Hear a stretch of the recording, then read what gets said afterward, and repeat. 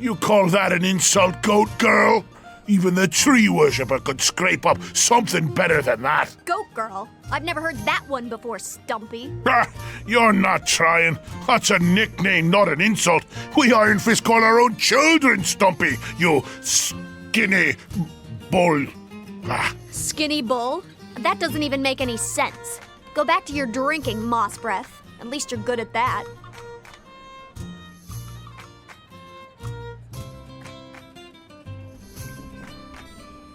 Amateurs. Amateurs?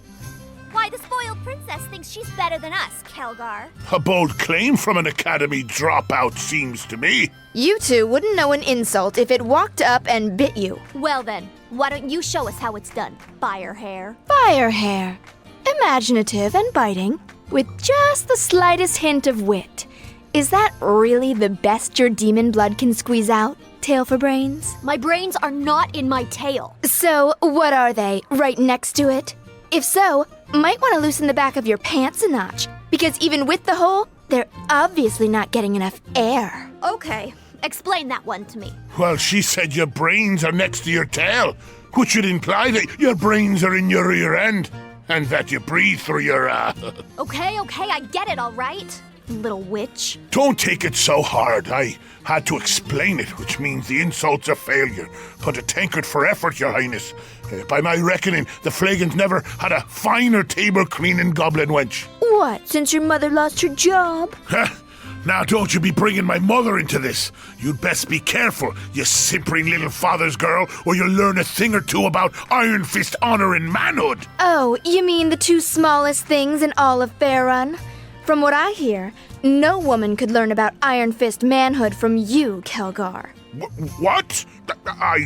I'll have you know, plenty of women know about Iron Fist manhood. Plenty. They just all live up around Waterdeep. Or they'd tell you. Kelgar, calm down. Calm down? I won't take those words from some twig of a girl who doesn't know enough to choose the right tavern to fight in. At least I learned my lesson from my tavern brawl, you fat-bellied little knee-high. Now, if you're done matching wits with me and coming up short, why don't you trundle back to your high chair and drink up your honor until it comes out the other end? Maybe later on, I'll come by to put you in your cradle. Huh? Wow, fat-bellied little knee-high? That's good. Shut up, tail for brains. Ha! And here I thought mages had nothing to offer the world. Tunkin, another round. Get your drink yourself, dwarf. Seeing as how you haven't paid for a single drop your entire stay here. Been wondering when you'd give in and grant me free reign over your kegs. Anyone else want anything? Some dwarves should never be allowed to walk the surface, little freeloaders. So this is Neverwinter? Suppose it's passable for a city built by humans. Can't say I care for it, though. You want a proper city, you build down, not up. This place feels unnatural. The wood and stone, it's as if they've been silenced. I wish you'd both be silent. The entire trip was just one long whine from the two of you. Oh, me stomach feels funny. This boat rocks like a baby's cradle. This water is so unnatural and deep, not like the swamp of dead people I grew up in. Not that I've got great memories of this place, but it's home. So, where are we going first? You mean aside from the fact that she's half devil and her name's more like a sneeze than a proper name? Oh, nothing.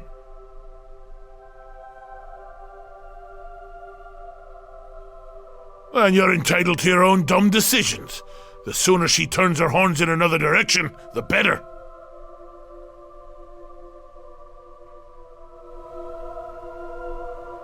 What's going on? Yeah? Which one of the marks you wanted to know about? Not the barrel-head dwarf, is it? Well, he needs to watch his tongue, or it's gonna run right out of his mouth and get stepped on. I mean, you did me a good turn. All I want to do is help out, and he's yelling at me like some old mule. I know he's short, and it's rough being in the big people's world. But he needs to stop being all defensive, especially for someone so small. Story of my life. You'd be surprised how much you hear that when you're about to be burned at the stake or run out of the local hamlet. He's too quick to start fights. That's his problem. He keeps it up, he's not going to have anyone watching his back. Or more likely, looking over it. Questions. Go ahead. I'm all horns. Yeah? Which one of the marks? The tree worshiper? What about her? If you're asking if she has any money or valuables, then no. I already checked. Oh, all right. I was just making sure she didn't have anything that could hurt us, but I'll stay out of her pockets in the future. I don't know. She's got pointy ears, but doesn't smell of the lower planes. So she's probably not a tiefling. And she's too tall to be a halfling, and too thin. Plus, she hangs out with animals, so she's an elf. What do you expect me to say? She's one of those nature priests. Worship trees and the land, don't like cities, so don't have much traffic with her kind. Hey, thanks. You know, letting you team up with me was a really good decision. I mean, you actually helped me. And you insult me a lot less than the other people do.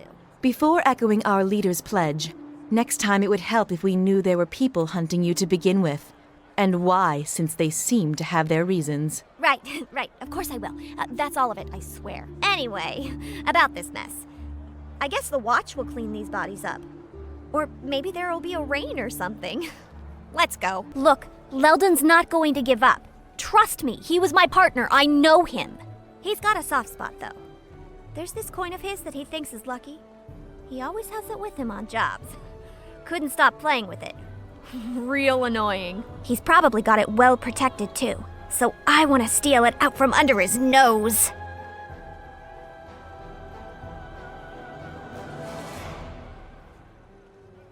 If theft got you and us in this trouble to begin with, I fail to see how it will solve matters by stealing again. Don't you see? If I can get my hands on that coin, he might give up. After all, without it, his plans will always fail. At least he thinks so.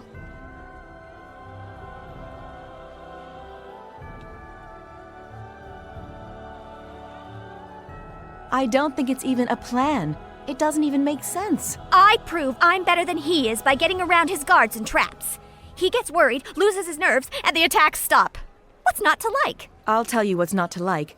Anyone willing to resort to murder over a theft isn't likely to stop because it's done to them a second time. And furthermore, it has nothing to do with why we're here in the city. Not at all. If we want to do something, we should seek out the druid lore masters in Neverwinter Wood, as I suggested. Oh, so is that your problem?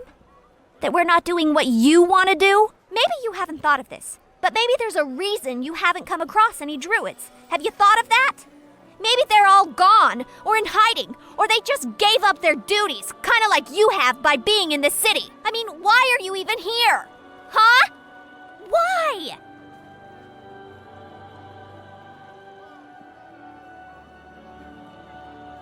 Why are you siding with her? Why doesn't she answer my question? You are right, of course. I should not be here. But I do not know where else to go, and the only clues as to what may have happened to my circle may lie with those shards. So yes, I do not wish to be in this city. I do not wish to be a burden, but I do not know what else to do to help.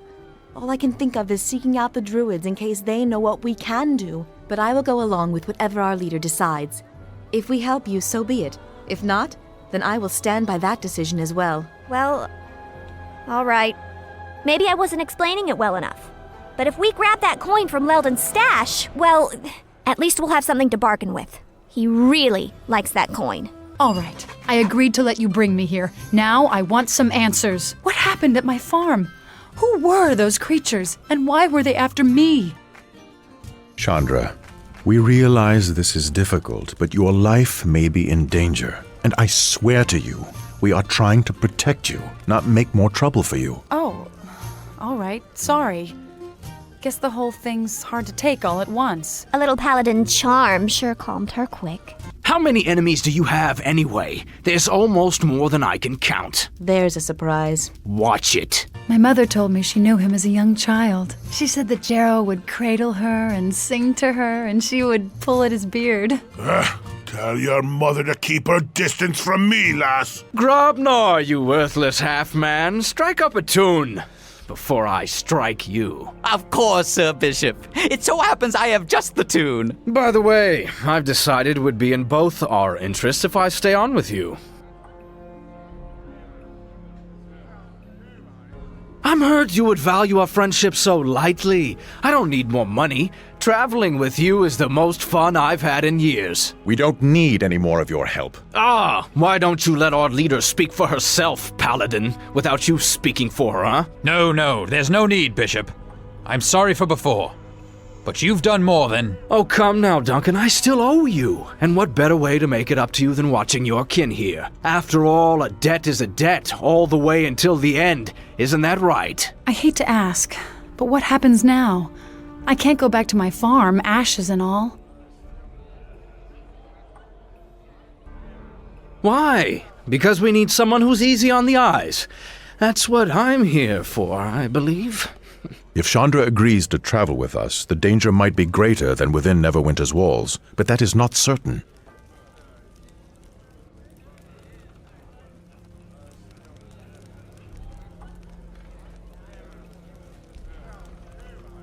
Oh, well, I mean, you don't have to go that far, but... thanks. Very well. She will travel with us. You've just agreed to die before your time, farm girl. So be it. If she's going to be with us, she'll need to do some catching up. We can't just keep on rescuing her all the time. Rescuing me? I can rescue myself. Sometimes, when there's not too many lizard men or Githyanki.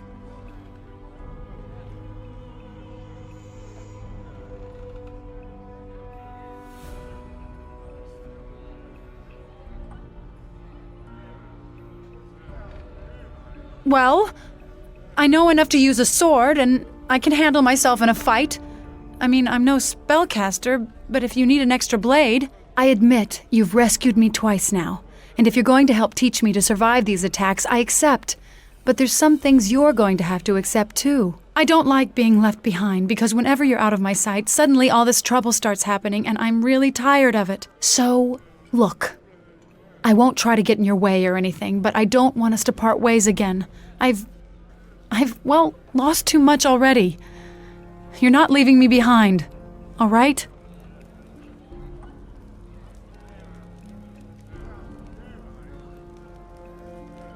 Then that's all I ask.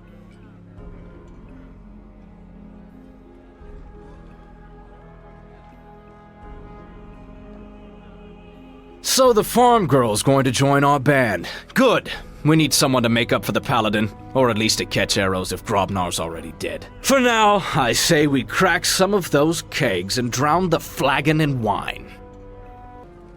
If you have ever been ruined by politics, you know that at some point one must make a stand, or else more will fall. I think we should give him the chance. This is not a battle that can be won by swords, and I, for one, am ill-equipped for such a fight. Sure. After all, a hedge wizard can't make things any worse.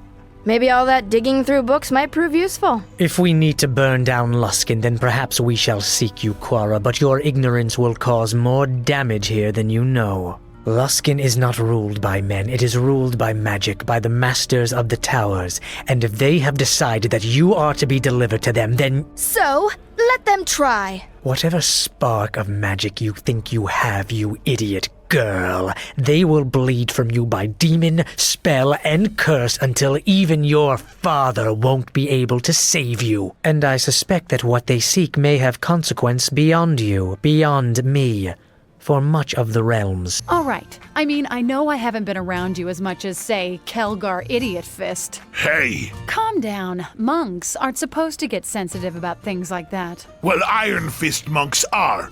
We have our pride. I think I need you to explain to me one more time what we're doing. We're being hunted and accused, put on trial, and you've got silver things in you. Shards. Yeah, shards. I got it, Sand. Thanks. I derive pleasure from clarification, Miss Jero. Anyway, with all that's been going on, I'm not sure I understand why it's been going on. Metallurgy, thaumaturgy, yes, you heard me. Building a golem, I hope, will serve thee. No, that rhyme doesn't quite work, does it? Maybe if I use alchemy. Either way, it won't work. That construct you're messing with, Gnome, it's dangerous. Ah, this is in safe hands, Sir Bishop. Gnome hands, as it were, being my name. How reassuring. I'll be sure to remind myself who's to blame when it turns on us. Oh, there is little fear of that.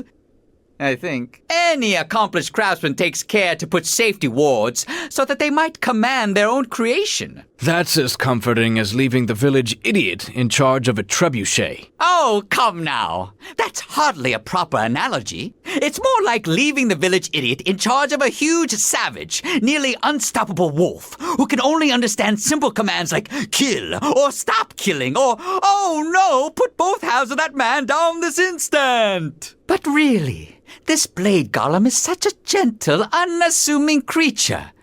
It would never do something so horrible, would you? Construct? Would you? So what you're saying is if you're killed, we have no way of shutting this thing down. Oh, no. The wards of command aren't cued to my voice. Only the words matter. Much like one would utter when using a wand, staff, or other device. Anyone can use them. It's only a matter of knowing what they are. I imagine that's how the construct was issued its orders from its awful masters. Hate to have that happen again, provided they don't already have the backup wards already in place. That's what I would do. You really think they might? It always pays to have a second who knows the commands, Gnome. Especially if there's any chance the creator could be killed or wiped out. Otherwise, you're leaving yourself vulnerable. I hadn't considered that. But what if I was harmed, unconscious, or, my word, even killed? Why, the consequences could prove disastrous. They could. But you could always take precautions, provided you knew someone you could trust. What have you done? No!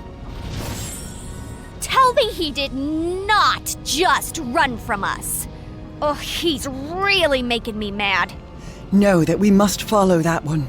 If not, he will bring ruin upon us and this plane. He's just lucky I didn't beat him when he was tossing me around and snapping my ribs. Oh. Did any of you get tossed around like I did? Wow! It felt just like the time I got swept up in that hurricane off the Sword Coast! We need to pursue him. If he gets away, he may gather his power again.